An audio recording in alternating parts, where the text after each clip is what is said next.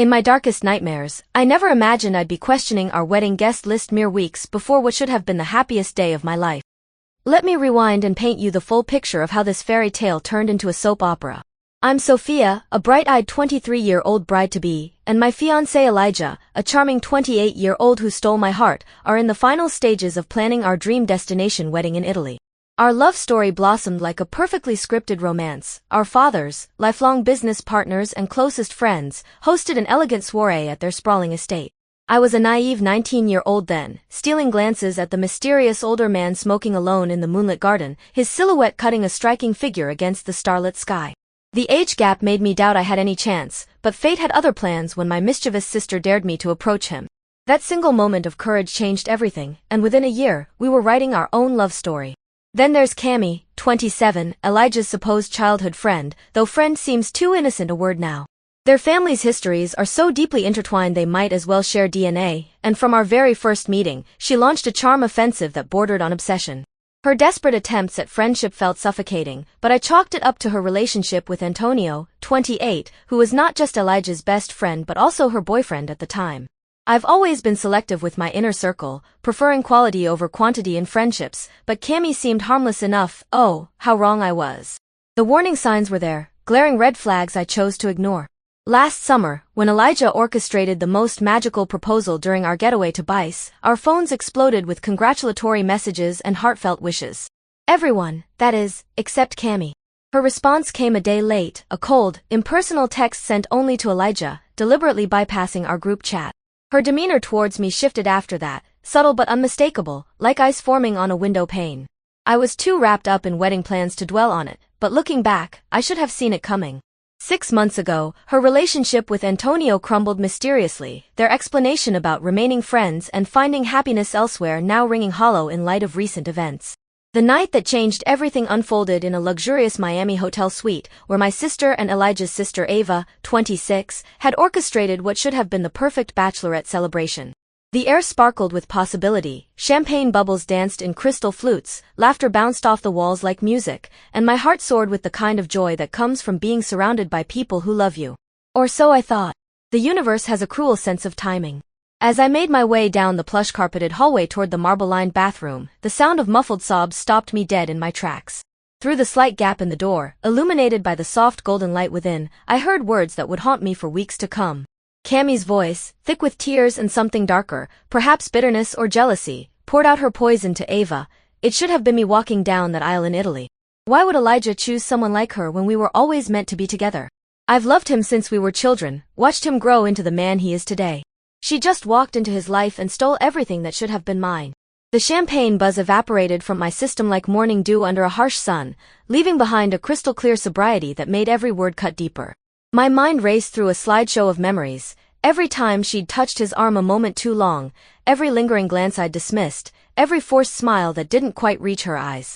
The puzzle pieces were falling into place with devastating clarity, forming a picture I never wanted to see. The old me, the fiery teenager who'd never backed down from confrontation, itched to burst through that door and demand answers.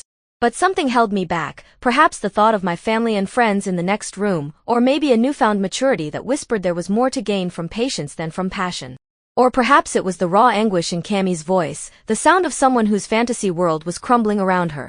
Ava's response cut through the tension like a blade of reason. This isn't the time or place, Cami. Do you hear yourself? Elijah would never forgive you if you ruined Sophia's bachelorette party with this nonsense. You need to leave right now and get yourself together before you destroy more than just your own reputation. I quickly stepped back as they emerged, pretending I'd just arrived. Cami couldn't meet my eyes, mumbling something about feeling unwell before making a hasty exit. I walked her to the door, my mind screaming with unasked questions while my face maintained a mask of concerned politeness. The rest of the night passed in a blur of forced smiles and mechanical laughter. After pulling Ava aside and confirming my worst fears, I felt like an actress in my own party, going through the motions while my mind replayed Cami's words on an endless loop. I managed to sound normal during a brief goodnight call with Elijah, but my heart felt heavy enough to sink through the hotel's 30 floors. The next evening arrived with the weight of inevitability. I watched Elijah move through our apartment with his usual grace, performing our daily ritual, the soft clink of his keys landing in the ceramic bowl I'd made during my experimental pottery phase, a lopsided thing he insisted was full of character. The gentle sigh as he loosened his tie, the familiar smile that usually made my heart flutter. Tonight, it made my chest ache with the knowledge of what I had to say. The domesticity of the scene, his jacket draped over our vintage armchair, the smell of his favorite coffee lingering in the air, made the impending conversation feel like a betrayal of our peaceful life. But some storms can't be avoided, only weathered together. We need to talk about Cammy, I began, my voice steadier than the trembling in my hands would suggest. As the story unfolded, I watched emotions chase across his face like storm clouds, confusion darkening to disbelief, then blazing into a fury I'd never seen before.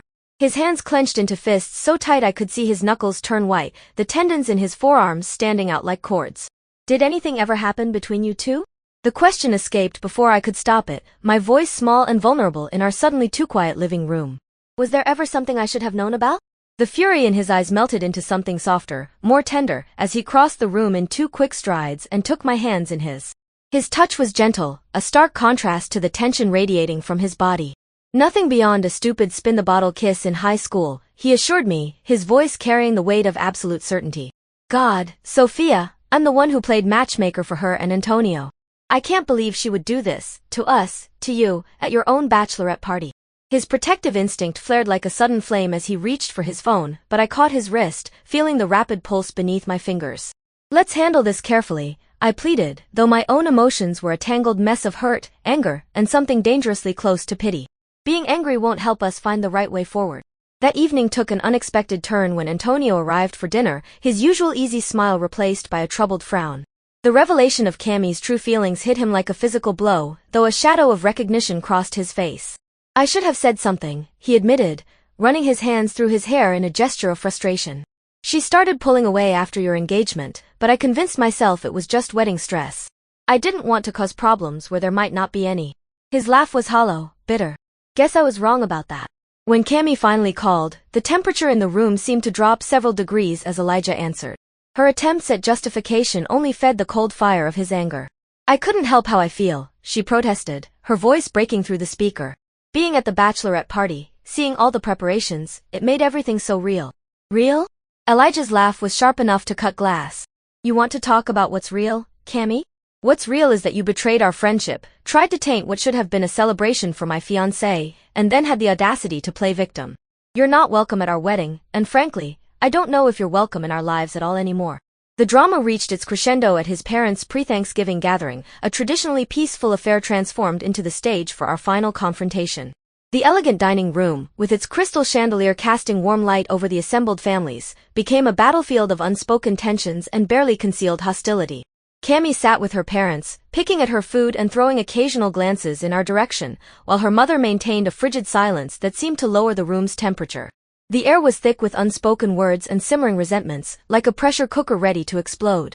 Elijah, who had been unusually quiet throughout the appetizer course, suddenly set down his fork with a decisive clink that drew all eyes to him.